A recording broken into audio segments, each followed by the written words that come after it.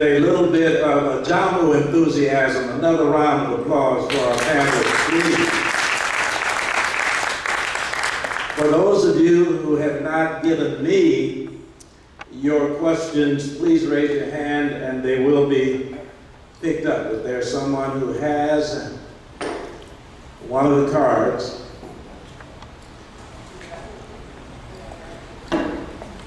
if you will look at the program, you will see that we are on until 12 noon. And it does not say intermission at a particular time. And one of the reasons is because from time to time, if you take a break, it's difficult to reassemble.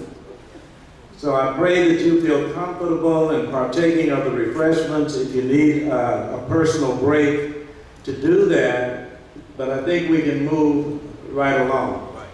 What's going to happen in this process is I am trusting you and I want you to trust me. I have not reviewed all of the questions that you're asking. I trust that the questions are indeed pertinent. I would like for you to trust me to read your questions in all sobriety, hopefully with the similar kinds of inflections you would if it were you. And again, we'll ask them in no particular order and of the entire panel unless otherwise designated.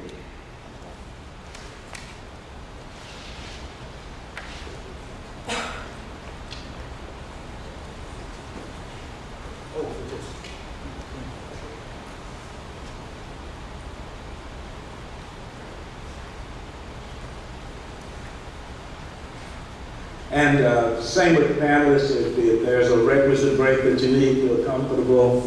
If it is directed at you, we'll simply wait until you come back, but just feel comfortable.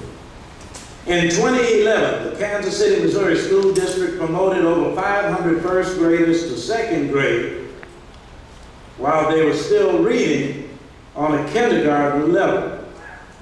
How do we address that?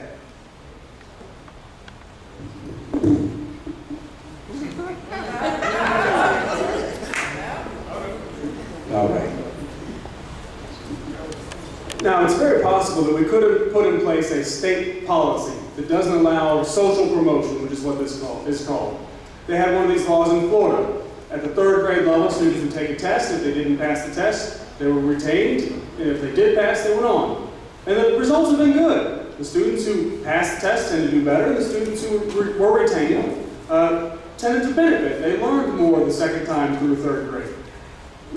You know, it may be a good policy to put in, but I don't know. Do we want the state determining whether or not our students are passed on to second grade or third grade or fourth grade or whatever grade it is? Or do we think that that's a decision better left up to parents and to the local schools? And so the question in my mind is how do we make sure that we get a great education for our kids? So we don't want kids being passed over, but I also don't want an arbitrary law that might hold some kids back that don't need to be held back. Right? So I think one of the ways we do this is, as everyone here I think would agree, is our parents making sure they're involved in their kids' school, making sure that their kids are on grade level, and realizing that getting passed on to the next grade isn't what's best for kids. Making sure that kids know the content is what's best for kids. And so by holding our local schools accountable, by pointing out those schools that are passing kids on and calling them out for what they're doing, I think that's one very good option. Setting a state policy could work, but again, I'm not sure that I want those decisions made at the State Department rather than by me, my principal, and my kid's teacher. Anyone else?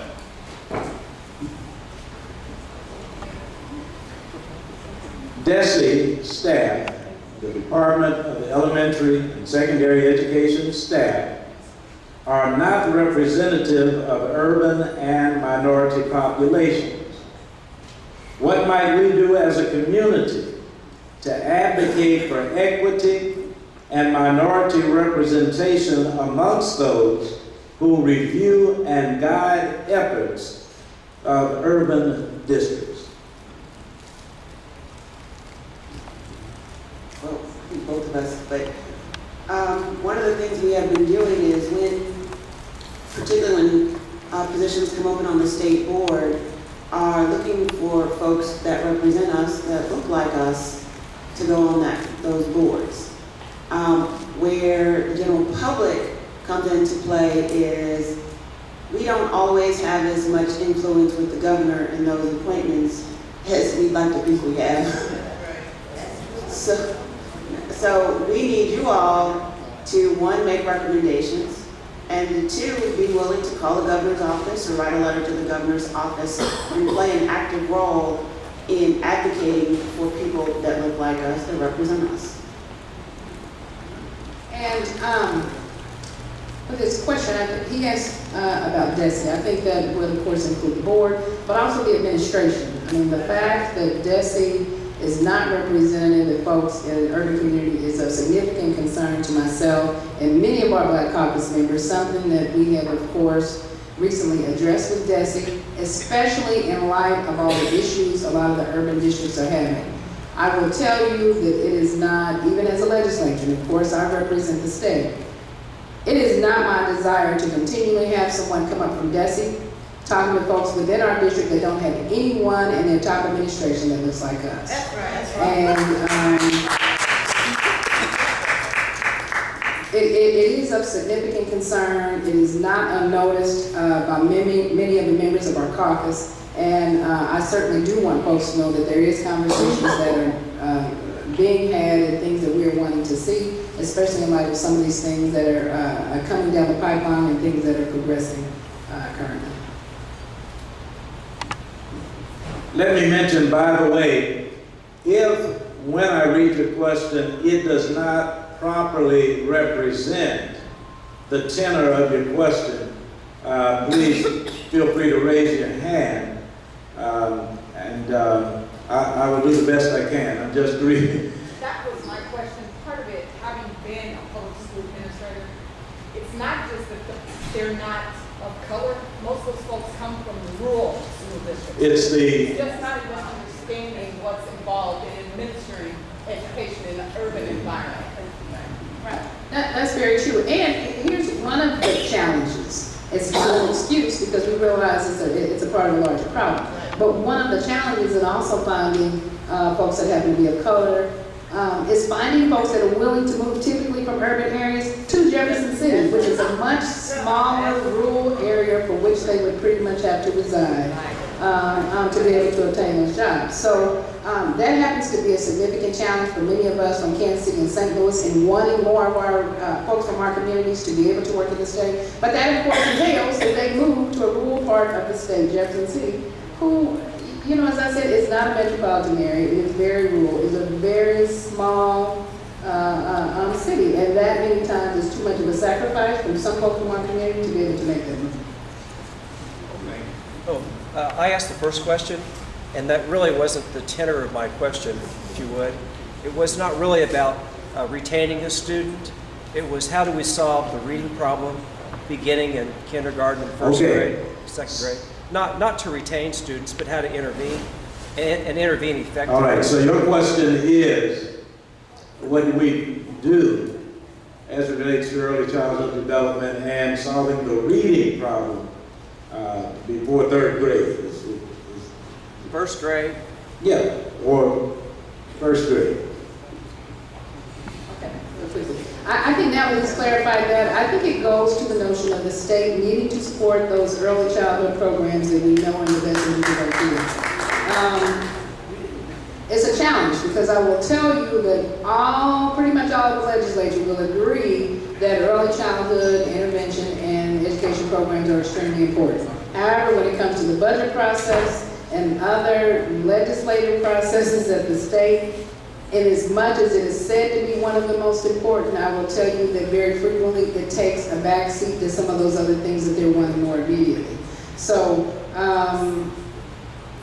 I think the larger answer to your question is how do we address that? It is through additional early childhood education, and some of those programs that we know will be effective.